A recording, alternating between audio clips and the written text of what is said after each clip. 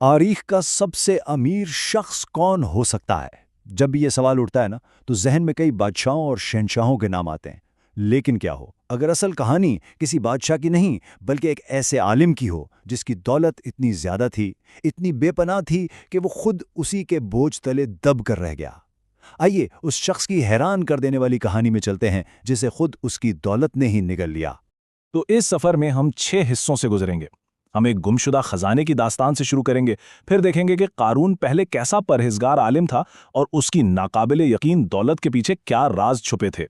اس کے بعد ہم دیکھیں گے کہ غرور اور سازش نے کیسے اسے خدائی سزا کی طرف دھکیل دیا، اور آخر میں اس کے خزانے کے اس معمے کو بھی سمجھنے کی کوشش کریں گے جو آج تک حل نہیں ہو سکا۔ تو سب سے پہلے آئیے ذرا اس دولت کے پیمانے کو سمجھنے کی کوشش کرتے ہیں۔ یہ کوئی عام امیری نہیں تھی، یہ کچھ ایسا تھا جو صدیوں سے قصے کہانیوں کا حصہ بن چکا تھا۔ تو آخر یہ تھا کون؟ کوئی طاقتور بادشاہ یا کوئی فاتح شہنشاہ؟ نہیں، تاریخ ہمیں ایک بہت ہی حیران کن نام بتاتی ہے، قارون، جسے کچھ روایات میں قورہ کے نام سے بھی جانا جاتا ہے۔ اچھا، اس کی دولت کی وسعت کا اندازہ لگانا ہے نا، تو ایک لمحے کے لیے اس کے سونے، چاندی اور محلات کو بھول جائیں، صرف ایک چیز پر غور کریں، اس کے خزانوں کی چابیاں۔ ذرا تصور کیجئے، روایات بتاتی ہیں کہ صرف اس کے خزانوں کی چابیوں کا بوجھ اتنا تھا کہ انہیں اٹھانے کے لیے 40 مضبوط آدمیوں کی ایک پوری ٹیم لگتی تھی۔ جی ہاں، صرف چابیاں۔ اسی سے اندازہ لگایا جا سکتا ہے کہ باقی دولت کی کیا حیثیت ہوگی۔ لیکن اتنی دولت آنے سے پہلے قارون کون تھا؟ یہ جاننے کے لیے ہمیں وقت میں تھوڑا پیچھے جانا ہوگا، کیونکہ اس کی اصل شخصیت اس کہانی کو اور بھی زیادہ افسوسناک بنا دیتی ہے۔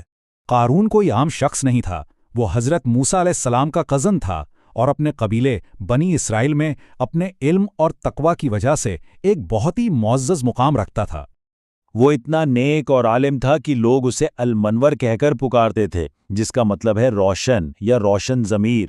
کہا جاتا ہے کہ اس کے چہرے سے ایمان کا نور جھلکتا تھا۔ یہی بات اس کے انجام کو اور بھی زیادہ تکلیف دہ بنا دیتی ہے۔ تو پھر سب کچھ بگڑا کیسے؟ کہانی بتاتی ہے کہ یہ ایک بہت ہی ہوشیار اور آہستہ آہستہ پھیلایا گیا جال تھا۔ ابلیس یعنی شیطان ایک عبادت گزار انسان کا روپ دھار کر اس کے پاس آیا۔ اس نے پہلے قارون کے دل میں احساس کمتری پیدا کیا، پھر اسے آہستہ آہستہ عبادت سے ہٹا کر دنیاوی کاموں کی طرف راغب کیا، اور آخرکار جب قارون مکمل طور پر دولت کے لالچ میں ڈوب گیا تو وہ اسے اس کے حال پر چھوڑ کر چلا گیا۔ یہاں یہ سوال تو پیدا ہوتا ہے کہ آخر ایک شخص کے پاس اتنی دولت آئی کہاں سے؟ وہ کون سا راز تھا جس نے اسے اتنا امیر بنا دیا؟ یہ اس کی کہانی کا ایک بہت بڑا معمہ ہے، اور تاریخی ذرائع ہمیں اس کے بارے میں کئی دلچسپ نظریات بتاتے ہیں۔ اس کی دولت کے بارے میں 4 مشہور کہانیاں ہیں۔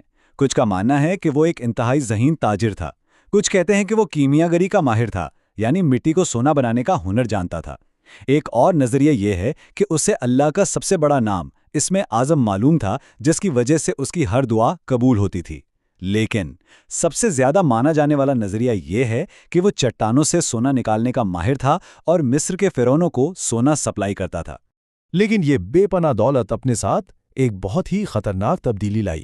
قارون کا کردار اب مکمل طور پر تکبر، سازش اور طاقت کے نشے میں ڈوب چکا تھا۔ قارون کی تبدیلی ناقابل یقین تھی۔ وہ شخص جو کبھی المنور یعنی روشن کہلاتا تھا، اب مکمل طور پر بدل چکا تھا۔ اس کی پہچان اب صرف تکبر اور لالچ تھی، یہاں تک کہ اس نے ایک ایسا محل تعمیر کروایا جس کے دروازے بھی خالص سونے کے تھے۔ کہانی میں اصل موڑ اس وقت آیا جب حضرت موسیٰ علیہ السلام نے قارون کو خدا کا حکم پہنچایا کہ وہ اپنی دولت میں سے زکوٰۃ یعنی غریبوں کا حصہ ادا کرے۔ لیکن قارون، جو اب اپنی دولت کا غلام بن چکا تھا، اس نے صاف انکار کر دیا۔ اور بات صرف انکار پر نہیں رکی، بلکہ اب یہ ایک گھناؤنی سازش میں بدل گئی۔ قارون نے ایک عورت کو بھاری رشوت دی تاکہ وہ حضرت موسیٰ پر سرِ عام ایک جھوٹا اور سنگین الزام لگا سکے۔ لیکن جب وہ عورت حضرت موسیٰ کے سامنے آئی تو اس کی ہمت جواب دے گئی اور اس نے سب کے سامنے سارا سچ اگل دیا۔ یہ ناکامی قارون کے غصے اور تکبر کو مزید بڑھا گئی۔ یہ بڑھتا ہوا تنازع اب ایک ایسے مقام پر پہنچ چکا تھا جہاں سے واپسی ناممکن تھی، اور ایک ڈرامائی اور حتمی تصادم ہونا ہی تھا۔ اپنی طاقت اور دولت کی نمائش کے لیے قارون نے ایک شاندار پریڈ کا اہتمام کیا۔ ذرا سوچئے، 70 خچروں پر صرف اس کے خزانوں کی چابیاں لاد کر لائی گئیں تاکہ لوگوں کی توجہ حضرت موسیٰ کی تعلیمات سے ہٹ کر اس کی شان و شوکت پر مرکوز ہو جائے۔ اس نے سب کے سامنے تکبر سے اعلان کیا، یہ سب کچھ مجھے میرے اپنے علم اور میری اپنی قابلیت کی وجہ سے ملا ہے، اور پھر اس نے حضرت موسیٰ کو چیلنج کر دیا۔ قارون کے اس کھلے چیلنج کے جواب میں حضرت موسیٰ علیہ السلام نے آسمان کی طرف دیکھا اور ایک بہت ہی سادہ مگر طاقتور دعا کی۔ انہوں نے اللہ سے صرف اتنا مانگا کہ آج کے دن زمین کو ان کے حکم کا پابند کر دیا جائے۔ اور پھر خدا کا فیصلہ آ گیا۔ حضرت موسیٰ کے حکم پر زمین پھٹ گئی اور قارون کو آہستہ آہستہ نگلنے لگی، پہلے اس کے پیر، پھر گھٹنے، اور آخرکار وہ اپنے تمام خزانوں اور محل سمیت زمین کی گہرائیوں میں ہمیشہ کے لیے سما گیا۔ یہ سب کچھ ہمیں ہمارے پہلے سوال پر واپس لاتا ہے، اس تمام خزانے کا آخر ہوا کیا؟ آج بھی مصر میں ایک جھیل کا نام بحیرہ قارون ہے، اور بہت سے لوگ یہ سمجھتے ہیں کہ اس کا کھویا ہوا خزانہ اسی جھیل میں دفن ہے۔ لیکن دلچسپ بات یہ ہے کہ آثار قدیمہ نے اس افسانے کو غلط ثابت کر دیا ہے۔ جسے لوگ اس کا محل سمجھتے تھے، وہ دراصل ایک قدیم مندر نکلا، اور جھیل کا نام غالباً صرف ایک اتفاق ہے۔ تو آخر میں قارون کی کہانی کا اصل خزانہ اس کا سونا اور چاندی نہیں، بلکہ وہ سبق ہے جو آج بھی ہمارے لیے زندہ ہے۔ یہ تکبر اور لالچ کے انجام کی ایک ایسی کہانی ہے جو ہمیں یاد دلاتی ہے کہ انسان کی اصل دولت اس کا مال نہیں، بلکہ اس کا کردار اور اس کا ایمان ہوتا ہے۔